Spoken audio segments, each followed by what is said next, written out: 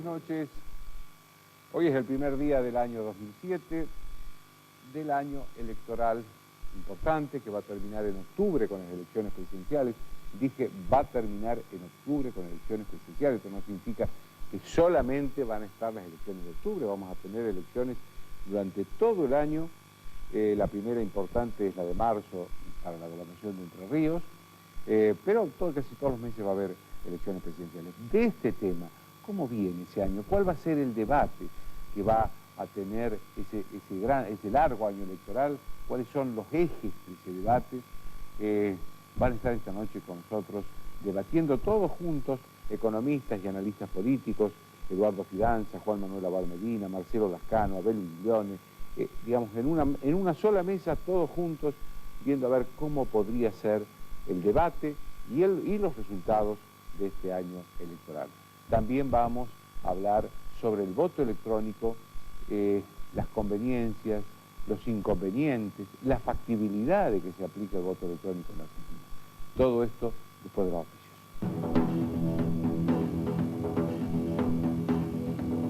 Auspician desde el llano.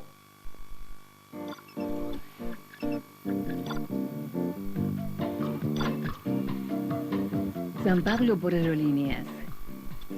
Descubrila desde $149. Créditos del Ciudad. Cuota clara. Sin letra chica. Sin sorpresas. Banco Ciudad te quiere ver crecer. En estas fiestas, solo los adultos pueden manipular pirotecnia legal autorizada por el RENAR. Siga atentamente las instrucciones y tome las precauciones necesarias. Disfrutar de las fiestas. Actitud Buenos Aires, Gobierno de la Ciudad. Grupo Petersen, 85 años construyendo el país. Banco Río fue distinguido por la revista especializada Global Finance como el mejor banco en Internet de Latinoamérica. Para conocer cómo Banco Río lo ayuda a simplificar sus operaciones, ingrese a www.bancorio.com.ar. Hace más de un año creamos la Policía Buenos Aires 2, una nueva fuerza de seguridad que hoy está funcionando y creciendo. Por eso estamos buscando más jóvenes que quieran inscribirse. Así que si ya terminaste el polimodal y tenés entre 18 y 28 años, te esperamos. Vas a tener formación universitaria, capacitación, becas y un muy buen sueldo al egresar. La inscripción está abierta y es permanente. Informate llamando al 0800-222-6237. Gobierno de la Provincia de Buenos Aires. En 5 años pusimos la provincia en marcha y despegó.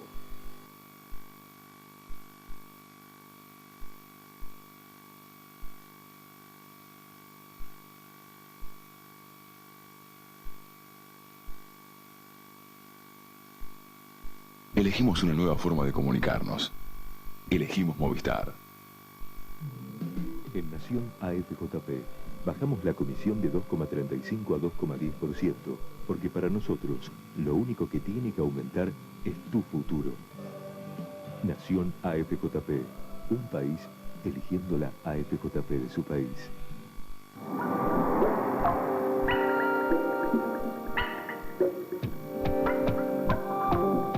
Recaudamos para todos los argentinos. AFIP, por una nueva cultura tributaria.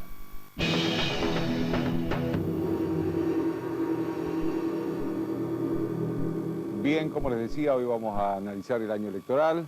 Están conmigo economistas, analistas políticos, Marcelo Lascano, acá a mi derecha, que acaba de sacar un libro que se llama Ronald Reagan, Éxitos y Cuestionamientos. También está Eduardo Fidanza, analista político, Abel Miglione, economista, y Juan Manuel Abad Medina, analista político también, que va a sacar otro libro que se llama Los senderos de la nueva izquierda partidaria, que ya sacó el libro, por eso lo tengo en la mano. Bueno, señores, la primera pregunta que yo siempre pienso en estos días, ¿cómo va a ser el año electoral en su debate político? ¿Cuáles van a ser los ejes del debate político? ¿Va a ser la economía? ¿Va a ser lo social? ¿Va a ser lo institucional? ¿Quién quiere empezar? Eduardo. Bueno, lo primero sería deseable que hubiera un debate político. que hubiera un debate sobre cuestiones sustantivas que preocupan a la sociedad argentina. Así que, ¿por qué lo digo? Porque hay campañas en la actualidad que no tienen debates muy sustantivos. Así que espero que haya un debate sobre los temas que preocupan. A mí me parece que si suponemos que no va a haber cuestionamientos al modelo económico, porque creo que está ocurriendo de alguna manera como en la década del 90, la sociedad argentina está de acuerdo con este modelo económico y no se va a discutir, creo, esto en la campaña. Se pueden discutir aspectos, ¿cierto?, o interrogantes de la cuestión económica. Sería tal vez deseable que la discusión fuera sobre cuestiones institucionales, que en verdad son las cuestiones que han separado o han provocado mayores discusiones por ejemplo, entre la ¿qué oposición. cuestiones? Bueno, yo creo que tuvimos cuestiones como el Consejo de la Magistratura, que fue un debate muy importante, los organismos de control. Creo que puede haber un debate también, a pesar de todo, sobre cuestiones que tienen que ver con el papel del Parlamento. Es decir, creo que hay ahí temas o núcleos de temas. Podría haber una discusión sobre contrataciones del Estado. Mira, hay temas, ¿cierto? Hay temas que yo creo que hacen a la calidad institucional que eventualmente deberían o probablemente se discutan, y donde yo creo que además la oposición va a tratar de obtener un diferencial. Aunque hay que reconocer que el presidente, sobre todo después de Misiones, tomó muchas de estas banderas y recuperó con eso la iniciativa. Así que yo auguro un debate más sobre cuestiones institucionales que económicas. Eduardo acaba de decir una cosa que me parece importante, y es que pareciera que no hay un proyecto económico alternativo dentro de la comunidad política. No sé eso, digamos, la discusión puede estar en el margen, pensando un año, 5 años vistas para adelante. Vos sabés que hay hoy gradientes que tiene que subsanar el gobierno. Vos sabés que si no subsana esa gradiente, al bicentenario no vas a llegar en estas condiciones. Pero nadie te dice que no lo va a subsanar. Lo que sí creo, como Eduardo, que estrictamente como la elección... El año que viene vamos a tener elecciones durante todo el año en todas las provincias. Un año bravísimo, ¿no? Bravísimo. Y la única que va a coincidir va a ser la elección presidencial a nivel nacional, que coincide con provincia de Buenos Aires. Y probablemente o posiblemente Córdoba. O sea, la de presidencial va por otro lado, me parece, en todo esto. En eso, yo lo que estoy viendo a la oposición, no hay gran discusión del punto de vista económico. Y hay discusiones de institucionalidad. Y el presidente, y Eduardo lo ha dicho, levantó las banderas. Vos no lo podés correr al presidente con resultados económicos. Vos no lo podés correr al gobierno con resultados de indicadores sociales. Vienen mejorando, no son óptimos, pero vienen mejorando. Entonces, ¿cuál es el argumento? Aparecen todo esto de instituciones que en algún momento jugó para un lado el actual presidente y en este momento está jugando para otro. Y me parece muy razonable que esté centrado en... Posiblemente también se debata un tema que amerita que la oposición lo tome, que le preocupa al gobierno, que es la cuestión de la inseguridad. Las crónicas de estos días sobre el caso Giannone, yo creo que ameritan que se debata esta cuestión, porque la inseguridad no es solamente lo que uno ve como resultado, sino es el trasfondo de corrupción, digamos así, de desvirtuación de las instituciones, los exonerados de la policía, los municipios. Ahí hay todo un tema que sería deseable que se debatiera en el curso del año que viene, sobre todo a propósito de la provincia de Buenos Aires. Yo creo que, me parece que las elecciones, sobre todo elecciones presidenciales, creo que van a ser varias, más o menos 10 o 12 provincias que se va a discutir junto con la elección presidencial. En las grandes elecciones presidenciales lo que se discute son los grandes modelos de país. Creo que centralmente se discute lo económico, lo social, cuál es el proyecto, cuál es el rumbo que está tomando el país. La gente creo que vota acá y en el mundo en términos de sabiendo si vive mejor o peor cuando inicia un mandato. Y esas son las grandes cuestiones que se debaten.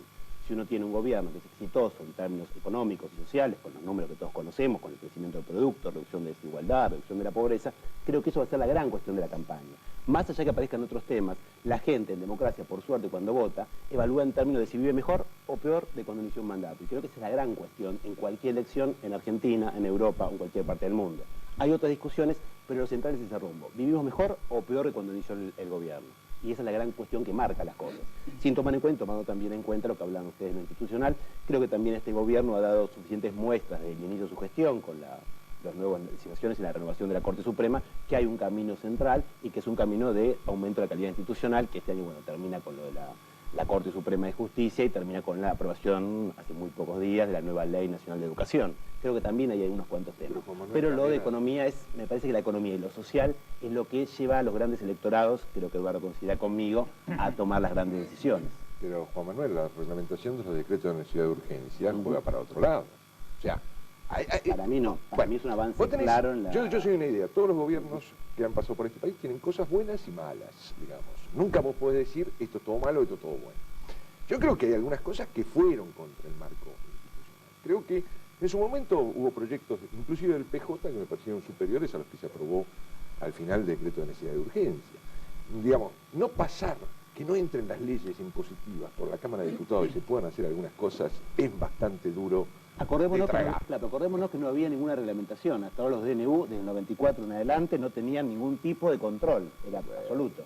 Que ahora Argentina y el Parlamento haya recuperado esa capacidad de poder decir si un decreto vale o no vale, es un avance. Podemos discutirlo, obviamente siempre puede dar matices, pero creo que en términos generales hay avances sustantivos frente a lo que pasaba hace 2 años, 10 años, desde el 94 en adelante. Marcelo. Mira, yo creo que es una licencia hablar de modelo económico. Esto no es un modelo en el sentido que suele presentarse, por ejemplo, en el mundo universitario, en el periodismo, digamos, más técnico. Y esto sin desmerecer los logros, pero nosotros nos hemos montado sobre una coyuntura internacional donde todos crecen. Pero yo quiero decir esto, no es en contra de nadie, porque cuando todo el mundo crece, incluso los países africanos crecen 13%, no es el resultado del modelo, es el resultado de una circunstancia excepcional que se ha dado en el país, que es muy parecida a lo que pasó en la famosa generación del 80 del siglo XIX, que el modelo, que yo cuento, y esto no es contra el presidente Roca, ni Pellegrini, ni nadie, sino que la Argentina se montó felizmente en una coyuntura, y como no repensó qué hacer en el futuro, ¿qué pasa? Estoy queriendo advertir que si nosotros empezamos a discutir, porque nos conformamos con esto, me da la impresión que es una gran precariedad. El crecimiento se debió a precios internacionales, en términos más sencillos, digamos, una mejoría en los términos de intercambio, no tanto cantidades como precios. Nosotros, el stock de máquinas y herramientas en 3-4 años, no la tasa de crecimiento del acervo total de capital, creció 2-3%, hemos trabajado con la herencia, y esto no está mal, es bueno, pero no hay algo para adelante que dijera, bueno, los cauces nuevos de la inversión. A mí me gustaría hablar de un producto de alta calidad, no se habla de producto de alta calidad, que reclama inversión de alta calidad. Nosotros no estamos definiendo el perfil energético, con $100 de gasto en, por ejemplo, uranio enriquecido, producir la misma cantidad de electricidad que gastando $7.000 de petróleo, $100 contra 7.000. Quiero decir, esto estaría demandando una estrategia internacional, además como hace Chile y Brasil, para ponerlo acá en el barrio, donde estos países tienen una permanente inserción en el mundo, con formas tipo Mercosur o asociaciones, integraciones, a nivel bilateral. Chile es un fenómeno, tiene 57 convenios firmados, se asocia o se arrima al Mercosur porque le conviene circunstancialmente. Brasil va haciendo lo mismo, el famoso BRIC, con China, con la India, con Rusia, y la Argentina de ahí deambulando, y no es que esté mal lo que hacemos, quiero decir, no responde a un modelo donde vos decís, te instalás, por ejemplo, en África. En África nosotros deberíamos haber abierto una embajada en Guinea Ecuatorial. ¿Por qué? Porque tenemos lazos históricos, virreinato, se habla español, etc.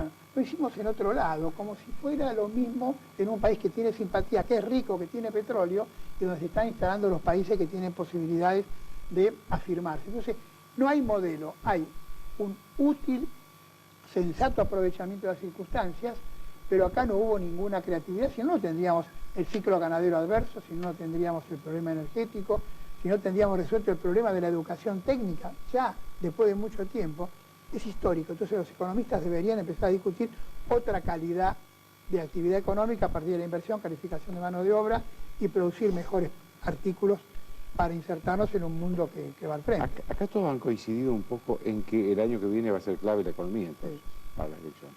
Sí. ¿Cuáles son los pronósticos?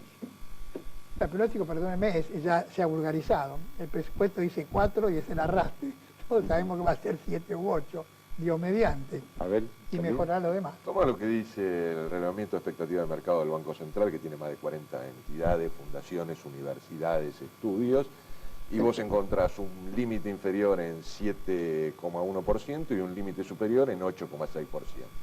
Promedio te está dando cerca de 8. O sea, el argumento es, toma lo que dice la expectativa de mercado. Si esa expectativa se cumple, va a ser la primera vez en la historia argentina, digo, pensando que sí hay un modelo, que por quinto año consecutivo se crece a estos niveles del 8, del 9, con superávit fiscal, con superávit comercial, con reducción de la pobreza, con reducción de la desocupación. Primera vez en la historia argentina que se cumple un pronóstico de esto, uno puede buscar la serie hasta el siglo pasado, y no hay una situación similar.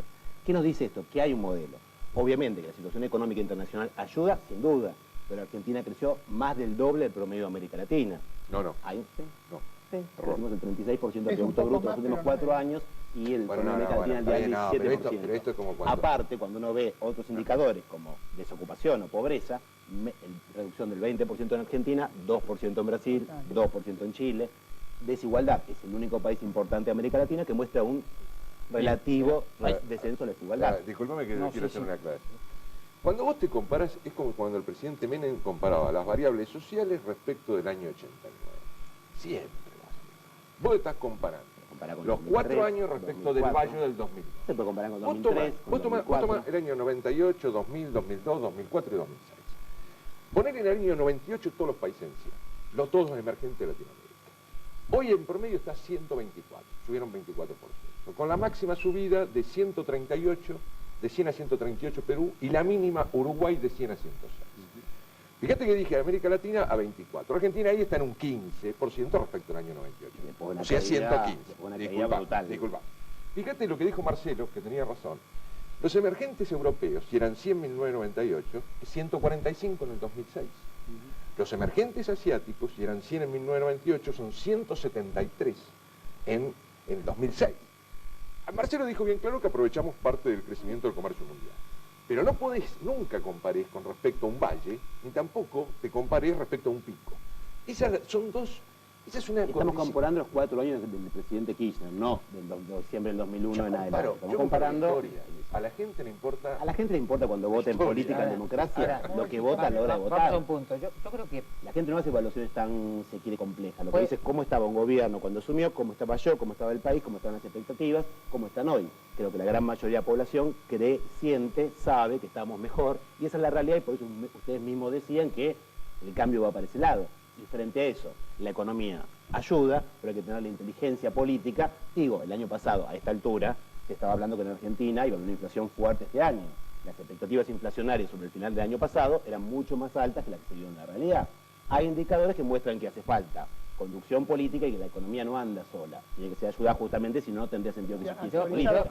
Yo dejaría, puede ser interesante la discusión, se va a polarizar entre tu posición tal vez más en defensa del gobierno, una posición nuestra o más independiente, más crítica. Yo tomaría la premisa, aceptaría porque es real que ha habido una mejora en el curso de estos 3 o 4 años muy grande y de una crisis extremadamente profunda.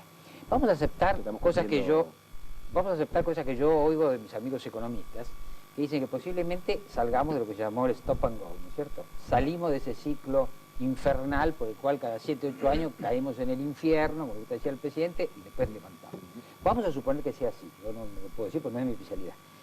Hemos mejorado. La pregunta ahora, me parece que lo que se está diciendo acá, es sobre esta mejora, sobre la cual se puede discutir. ¿Hay un proyecto de un país que, vamos a decirlo en términos, hizo ya ¿cierto? La base y ahora tiene que edificar el edificio? ¿O nos vamos a contentar con este logro de la coyuntura y vamos a dejar pasar? Esta es una pregunta para qué presidente, si es Kirchner o Cristina Kirchner, vamos a tener después en 2008.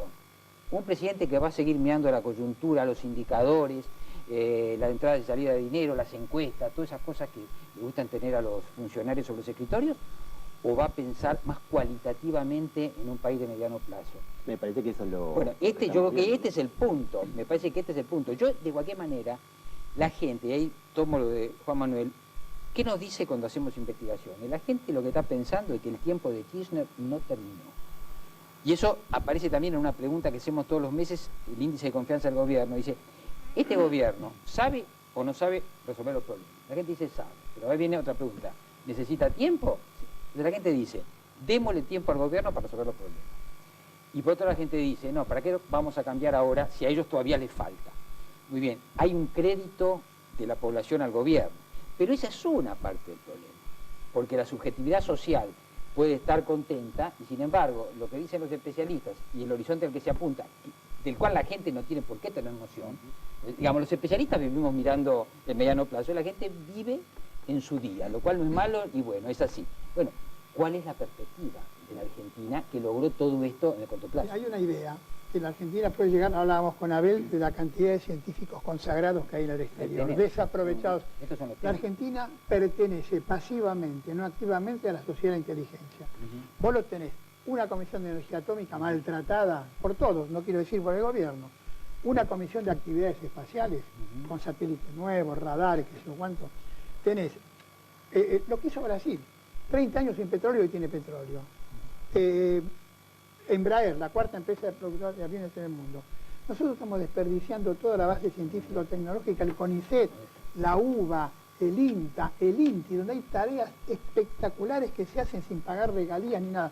No lo rescatamos esto, y el gobierno, lo que yo le digo, porque soy argentino, tiene que proyectar esto en un modelo que no existe. Este es el drama. Estamos avanzando en esa dirección. Bueno, cuando uno, digo, ahora, para empezar, coincidiendo en esta idea, hace muy poquito se reunió por primera vez en Argentina el Gabinete Científico-Técnico. El INTA, el INTI, este año el presupuesto de ciencia y técnica aumentó como nunca en la historia y son datos objetivos.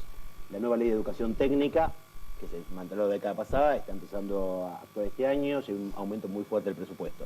Obviamente falta muchísimo por hacer porque vivimos una profunda crisis, pero creo que podemos tener expectativas hacia estas medidas que hablábamos. Hay que discutir esto en el año que viene y que la Argentina se entere de que puede, que es una sociedad que puede pertenecer a la sociedad de inteligencia, que no es contra el agro ni contra la industria tradicional que tenemos, sino otra cosa superlativa. Hay un consenso en que se necesitan inversiones, me parece. El problema es si las condiciones de la inversión son solamente económicas o también se necesitan otras condiciones como institucionales y políticas. Pero me contestan después de la pausa.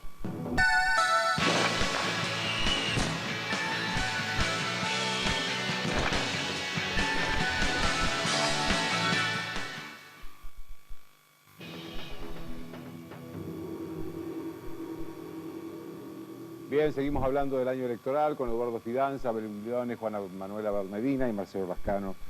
Y la pregunta que había quedado en el bloque anterior era si la inversión en economía necesita solo de condiciones económicas o de otras condiciones también políticas, institucionales.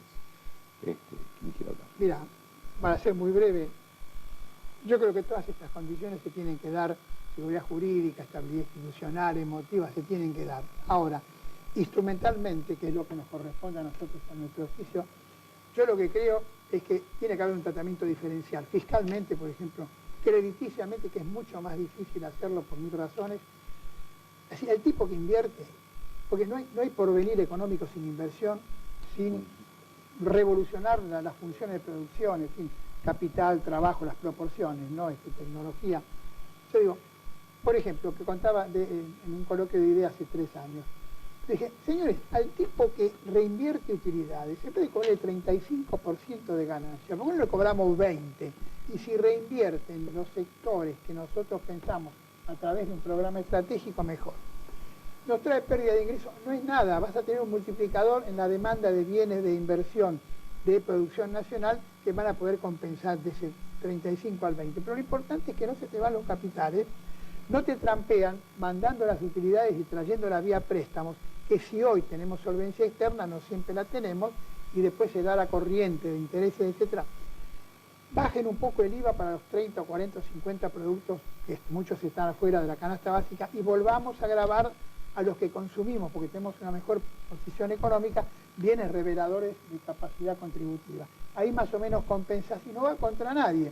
Este era un tema sencillo, existió en el país, había 500 empresarios, se terminó el tema, algún aplauso dio mediante y no hablamos más del tema, estamos todos contentos con el crecimiento, no estamos previendo que para el futuro tenemos que invertir e innovar tecnológicamente. Este es el tema, y exportar y todo lo demás, generar mano de obra calificada, no hay, el 80% de tipos que buscan trabajo no tienen una preparación para nada, ni siquiera para cosas simples. Esto demanda una verdadera revolución en el mejor sentido y se hace así en paz, ocupando cuarteles, ocupando escuelas de educación técnica 3 turnos, oficios cortos. Cuando uno habla con cualquiera que por ejemplo en informático, nuevas tecnologías, la ausencia que hay de gente que no tiene las capacidades, la destrucción de la escuela técnica en los 90, estamos pagando un costo altísimo por eso.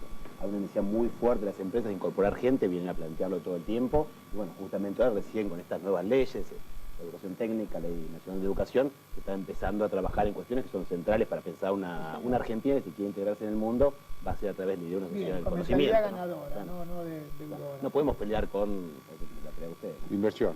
Economía. Lo importante es la sostenibilidad de la tasa de crecimiento en el largo plazo y por eso la inversión va a tener que seguir creciendo. Desde ¿Condiciones de la inversión?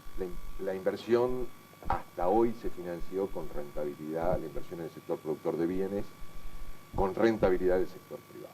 ¿Por qué? No hay crédito, no existe 10 puntos del PBI cuando lo normal es trabajar entre 20 y 25 puntos del PBI. Porque hay desconfianza, porque la gente tampoco deposita fondos para que el sistema, el mercado de capitales interno. Mientras fue rentabilidad no había problema, había 2 segmentos, pequeñas y medianas, y un segmento de grandes. Las dividí por capital nacional o extranjero, y medianas, pequeñas, nacionales o extranjeras invirtieron, miran rentabilidad. Los grandes, sean nacionales o extranjeras, no invirtieron. Ahí es la diferencia que yo hago. Los chiquititos vieron rentabilidad y ponían inversión. Los grandes miran ya un problema de institucionalidad, de giro de utilidad y dividendo al exterior, estabilidad de la política tributaria y arancelaria, la restricción energética, que los chiquititos no la ven. Hoy eso está operando en el sector de grandes empresas. Y vos lo estás notando porque mira las estadísticas del INDEC, el Instituto Nacional de Estadística y Censos, las cantidades exportadas caen constantemente porque vos abasteces el mercado interno y exportas menos. En todo producto que mires. Lo que no lo ves es en las estadísticas del INDEC, es porque te da precio por cantidad. Como los precios internacionales suben, como lo dijo Marcelo, las cantidades caen, te da para arriba. Pero tenés una restricción en capacidad instalada en empresas grandes. Ahí vas a tener que solucionar entonces algo de la parte que yo digo, institucionalidad, restricción energética, etc. Bueno, a mí no me cabe hablar de la inversión en términos económicos, creo que ustedes la han explicado bien. Yo creo que hay que hacer otras inversiones. Vamos a ver tareas pendientes. Y no quiero decir estas cosas y que parezcan cuestiones académicas. Yo sostengo que el día que la oposición demuestre que la falta de calidad de vida tiene que ver con que los argentinos vivan o mueran, se enfermen o se sanen, entonces ese va a ser un logro desde el punto de vista de comunicar, ¿no? Voy a estos puntos que para mí son vitales. Reforma política. Si nosotros vemos la crisis de 2001, nos hemos recuperado de la crisis de 2001 en términos económicos, tal como se describe acá, con alcances y limitaciones. Creo, sin embargo, que después de 2001 el sistema político quedó en malas condiciones. Perdió equilibrio. Nosotros de 83 hasta fines de 89 tuvimos un bipartidismo imperfecto. Yo no sé si el término es exacto, acá el politólogo Juan Manuel, con 2 fuerzas que competían, que uno iba al gobierno, otro iba a la oposición, esa oposición contribuía al equilibrio y al control. Después tuvimos ese equilibrio vía una coalición que fue la alianza UCR-FREPASO contra el peronismo. Después lo que tenemos es a un peronismo que todos se preguntan, nosotros nos siguen viniendo del exterior estudiantes que están haciendo su tesis sobre el peronismo y se preguntan qué es el peronismo. Yo la verdad es que no tengo respuesta, pero ahora tengo una última que es un tanto psicoanalítica. El peronismo se organiza en torno al poder, como si el poder fuera el falo, ¿cierto?, organizador en torno al poder. Mientras que otra fuerza, como por ejemplo el radicalismo, se desorganiza en torno al poder. El poder lo desorganiza, al peronismo lo organiza. Ahora, ¿el peronismo es un movimiento? ¿Es un partido? No sabemos. Sabemos que administra el poder y garantiza una gobernabilidad que yo le llamo mediocre, pero gobernabilidad al fin. Ahora, del otro lado hay fragmentación. Partidos nuevos no se han podido constituir o tienen muchas dificultades. El propio peronismo, los líderes peronistas, Menem, así como ahora Kirchner, han tratado al partido justicialista como una dependencia de atrás. Bueno, Perón ya lo hacía. Ya Perón lo hacía, pero quiero decir, reforma de la política que después de 2001 se ensayó y luego se guardó y ahora se derogó internas abiertas, etc.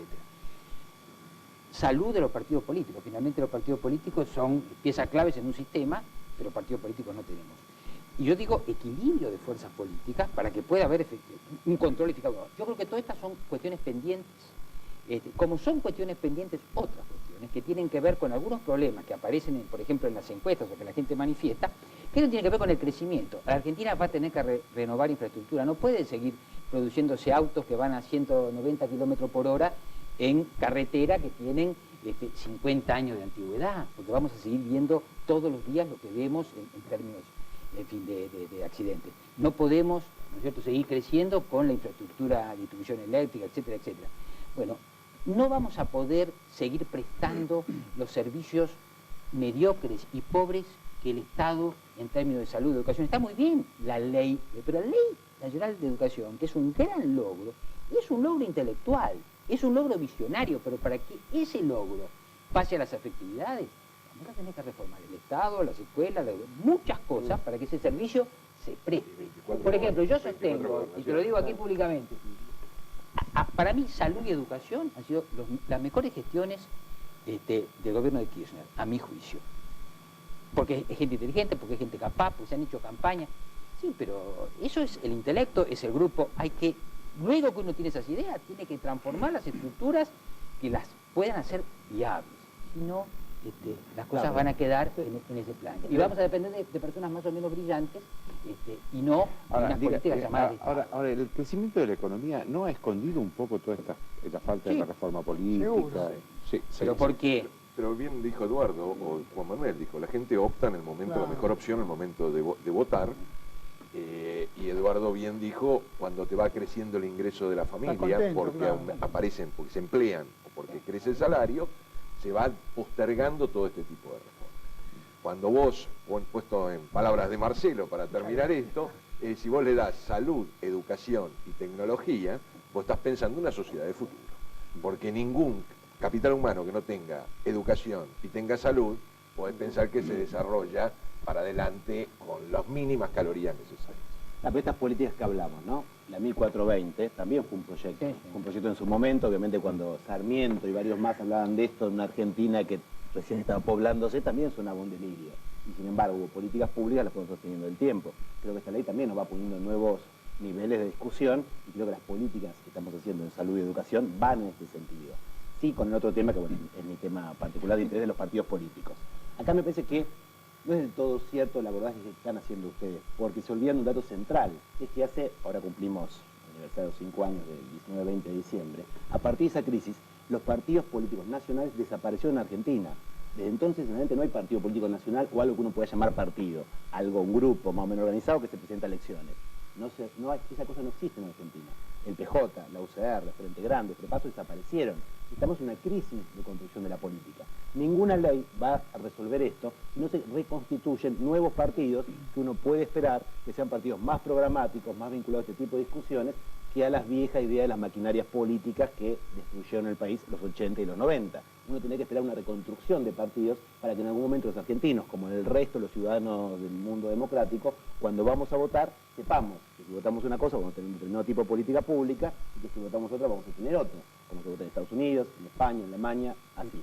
Uno tendría que esperar o optar que en nuestro país se reconstruyeran partidos programáticos con alguna clave del proyecto del país que nos permita pensarlo. Permíteme que te diga que un gobierno, después de una crisis profunda como la que tuvimos, le cabe responsabilidad e interés en reconstruir un sistema político y un sistema de partidos, y que para eso hay que tener miradas a mediano plazo.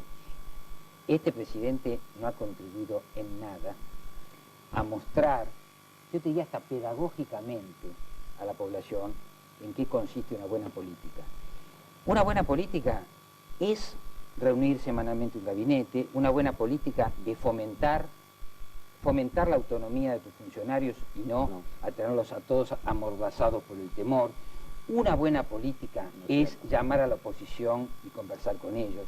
Una buena política no es caracterizar a la sociedad argentina como un conjunto de corporaciones, ¿no es cierto?, de la cual el gobierno te tiene que defender, omitís la corporación sindical porque te sirve para alguna función. Yo creo que no se han, por supuesto, enterrar la reforma política, decir que vas a representar a la nueva política y asociarte con lo peor de la política anterior. Todos esos gestos, bueno, Yo espero que el presidente desmienta, Eduardo, digo, el presidencialismo y el parlamentarismo... que el intendente Ishi no es su socio. Ver, Espero que lo desmienta. Como politólogo, el presidencialismo y el parlamentarismo existe un gabinete, lo que se dice en Europa, en el presidencialismo el Poder Ejecutivo es uno solo. El gabinete, los secretarios, los ministros, son funcionarios dependientes del presidente. O sea que no es comparable con un parlamentarismo. En términos de calidad institucional, cómo se construye la política en las sociedades presidenciales es con un presidente que gobierna y intenta gobernar en términos de lo que dijo que iba a hacer cuando se votó. Y eso es lo novedoso y lo llamativo de este presidente. Esa es la clave para entender cómo funciona, a qué obedece esta renovación de la política. Alguien que dijo que iba a hacer esto, y lo más o menos está haciendo. Y sobre esa base se va reconstruyendo la legitimidad. Dijo que iba a representar y levantar las banderas de la nueva política. ¿Sí? Yo te digo algo. No sé éticamente, estéticamente, que al menos es una forma de empezar, mucho de eso yo. Que te vuelvo a repetir, para un país de una cultura política que venía golpeada, que estallaron los partidos, que además antes tenemos un pasado autoritario, me parece que el presidente no hizo aportes sustantivos a mejorar la política. ¿Quién convocas hoy? Cuando no tenés partido, cuando uno se llama, hay que convocar a los grandes sectores de la oposición. Hay que convocar. ¿Qué partidos? Hay que convocar. Puede ser que un partido tenga nada más que 3-4% de los votos. Pero partidos políticos hay. ¿A quién uno llama? A ver, el PJ está intervenido interventor judicial. Para hablar, para que la gente entienda. Hay un interventor judicial. Señor Ruiz se llama. Exactamente. Nadie lo conoce. El ARI, su líder histórica, se apartó de su partido. Uno convocaría al ARI sin Carrió. El radicalismo está en esta profunda crisis. O sea, la crisis no es de unos y otros. Es verdad, como dice Eduardo, cuando uno está en el poder, eso se ve menos, sin ninguna duda, y sobre todo en el peronismo, sin duda. Pero que los partidos están en crisis, pero uno le puede pedir... Un partido demócrata, tener un partido, el Pacto Autonomista Liberal, un diputado nacional, pero son, un diputado nacional, pero son representantes. Pero hay una crisis de los partidos. Hay que partir de entender esa crisis para ver cómo uno soluciona esa crisis. Pero no le van a pedir a un presidente que está gobernando después de la catástrofe argentina, que aparte de gobernar él, se encargue de reconstruir la oposición. Me parece un poco excesivo. ¿Sabes qué falta acá? Perdóname. Y siempre en la historia de la política y de los grandes acontecimientos humanos existió alguna idea convocada. ¿Se acuerdan Kennedy con la nueva frontera? El águila debe volver a volar. En fin, tipos que llevar el país al cenit. Estas cosas han sido de Gaulle mismo, largar los problemas que tenían en Argelia, que convocaban a la opinión a grandes cosas, grandes realizaciones. Bismarck, poner orden en una Alemania que venía, bueno, con todo. Este sistema, yo si fuera amigo del presidente, diría, busquemos una idea donde todos estemos de acuerdo en cierta medida, más allá del instrumental. Están todos contentos con el equilibrio, superávit fiscal. Bueno, ninguna gran potencia se hizo con superávit fiscal. No quiero discutirlo porque me van a matar. No existe, no saben historia, no saben finanzas, pero déjalo. Yo no lo voy a contradecir al presidente. Bueno, Argentina es complicado. No, ya sé, pero dime. Nadie se hizo con superávit ni con bancos que fueran todos prolijos. El capitalismo fue desordenado, el torrente de expansión, de crecimiento, de innovación, la destrucción creativa de John Peters, todo esto fueron cosas que... Esto que hay que hacer, en un mundo globalizado, el superávit fiscal lo que garantiza... Hubo globalizaciones anteriores, unos grandes aprendizajes. Cuando uno habla de grandes aprendizajes de estos partidos en América Latina, cuando gobiernan ahora, es bueno, por suerte tenemos eso. Presidente, de parte mía, ideas convocantes. Yo si me pongo a pensar, alguno me va a salir. Se la regalo y no le cobro nada. Bueno, a ver, por ahí quedó flotando que estamos en una situación económica muy buena a partir de la crisis, hablaba Juan Manuel, le recordaba la crisis hace 5 años. ¿Quién es el padre del modelo? ¿Es Duhalde? ¿Es Kirchner? ¿Es Labaña? Pero me lo dicen después de la pausa.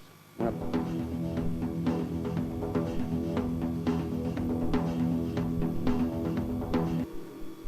Bien, seguimos hablando del año electoral con Marcelo Lascano, Juan Manuel Abalmedina, Abel Biglione y Eduardo Fianza.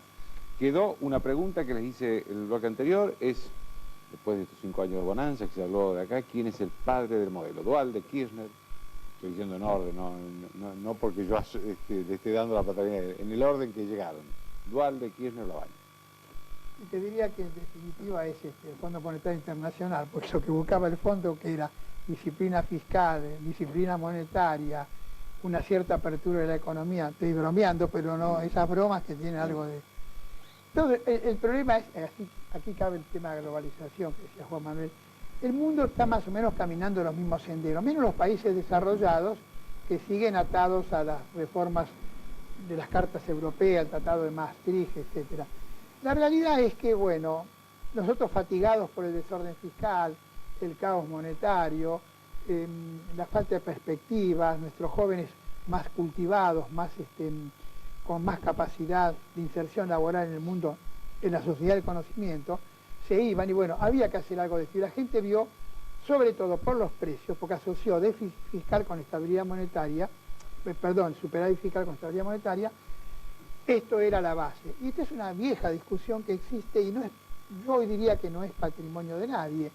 La gente entendió el equilibrio o el superávit fiscal como, digamos, la matriz para tener estabilidad monetaria, dejar el dinero, como decía, ver un rato en el banco o meterlo en el colchón. Yo diría que no hay una paternidad. Todo el mundo está operando, el mundo sobre todo en vía de desarrollo está operando de esta forma. Y es bueno que así sea, porque crea una idea de cierta disciplina en los hábitos personales, empresariales, gubernamentales, aunque en lo gubernamental, sobre todo en algunos lugares, no se recauda, se gasta mal, pero sería para otra charla. ¿Quién sigue? A mí me parece esto. Yo creo que en términos, quién es el padre de la criatura, yo marcaría un tema que me parece que es así. Cuando se vota en el 99, la gente que vota a Fernando de la Rúa, en rigor lo que quiere es que de la Rúa termine con Menem. Por las razones sociológico-culturales, mediáticas que sea la gente, cuando Menem cae, digamos, de su pedestal después del 96, la gente no lo quería más y quería terminar con esa década. De la Rúa no lo entendió así, lo que fuera, no lo pudo hacer. A mi modo de ver, de la Rúa sale prácticamente por un golpe, porque en un sistema político democrático civilizado, cuando un gobierno pierde su elección de medio término, lo que se hace es esperar, si el gobierno se debilitó, al término siguiente, ¿no es cierto? Sale de la Rúa, y creo que los que vienen, Duhalde y luego su socio Kirchner, y tienen muy claro que hay que recuperar la gobernabilidad. Yo porque llamo gobernabilidad mediocre, porque uno cuando ve los documentos del Banco Mundial o de otro, gobernabilidad tiene que ver con calidad institucional.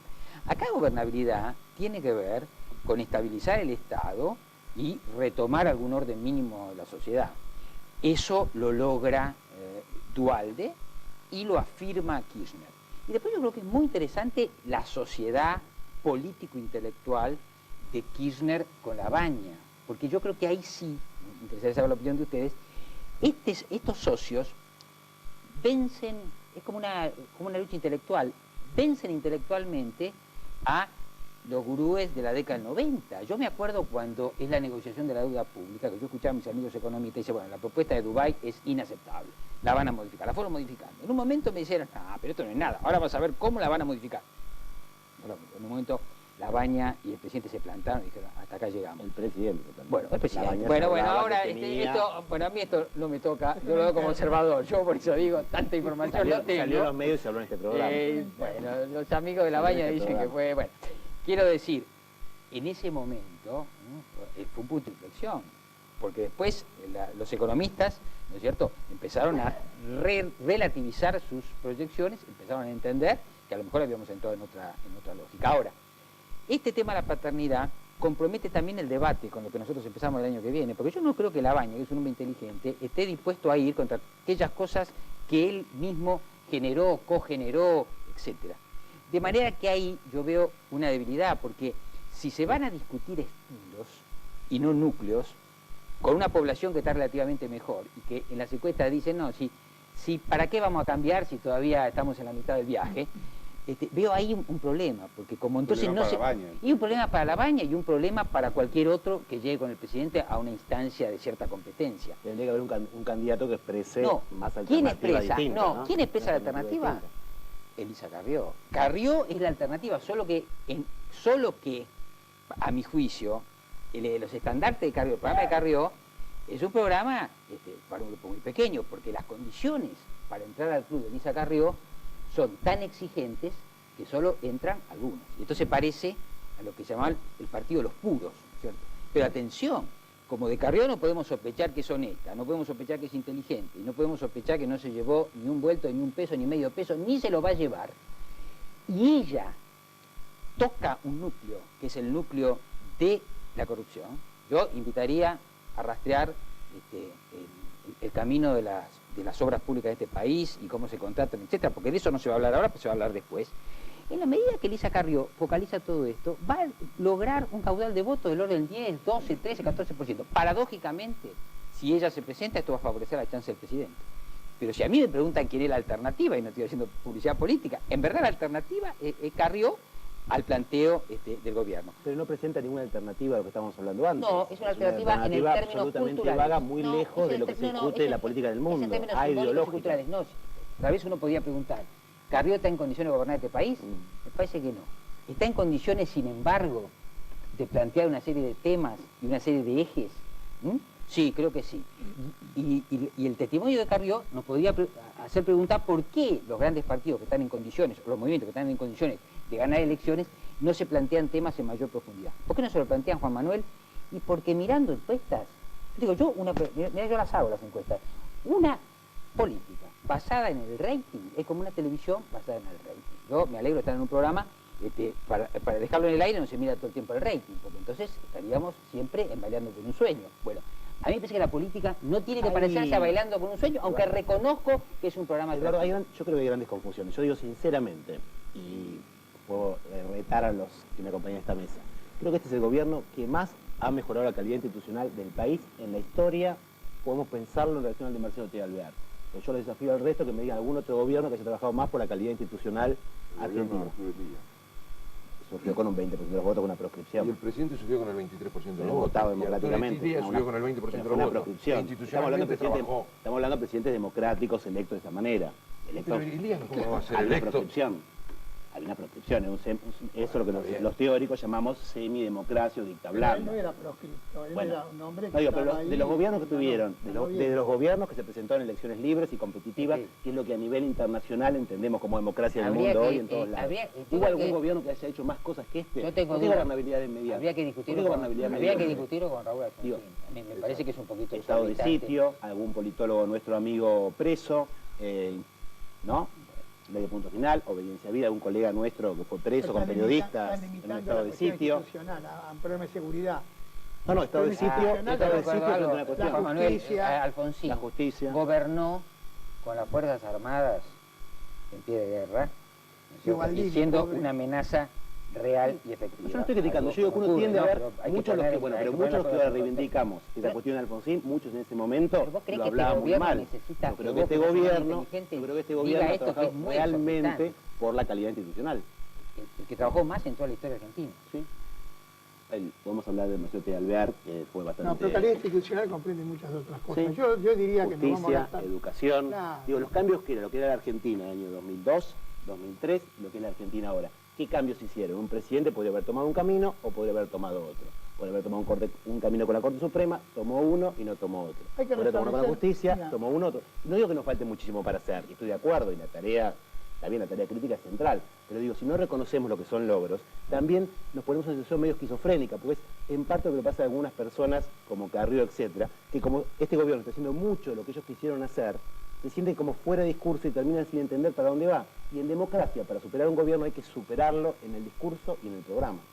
Y creo que es lo que se necesita para que un país sea normal, alternativas fuertes y sólidas que discutan entre sí cuál es el mejor rumbo.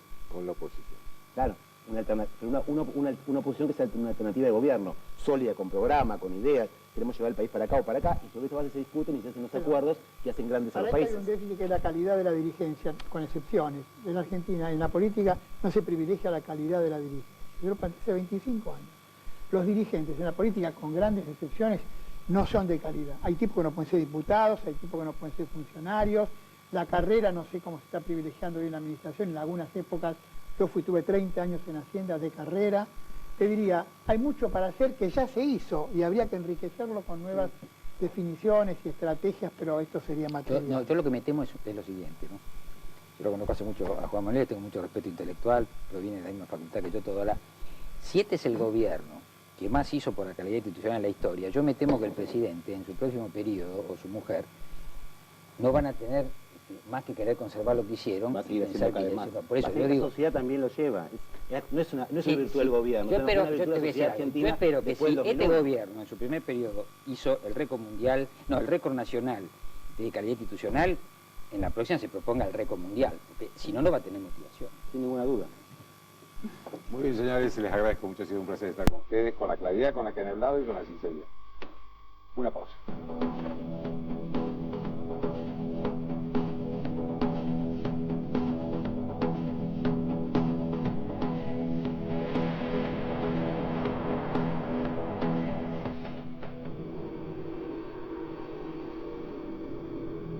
Bien, ustedes saben que uno de los temas que más se discute en la Argentina es el tema del voto electrónico. ¿Es necesario o no es necesario? Y hace poco, coordinado por María Inés Tula, salió este libro que se llama Voto Electrónico, que es un análisis profundo, una investigación de sus pros y sus contras, inclusive de sus experiencias en el extranjero. Y yo estoy ahora con María Inés Tula para que me... En primer lugar, ¿es conveniente o no es conveniente el voto electrónico? Bueno, depende. Habría que hacer un análisis sobre, bueno, cuáles son los países que aplican voto electrónico, que ya adelanto no son varios a nivel nacional, y cuál fue el diagnóstico que hicieron para querer poner voto electrónico y si hubo, digamos, algo positivo o, digamos...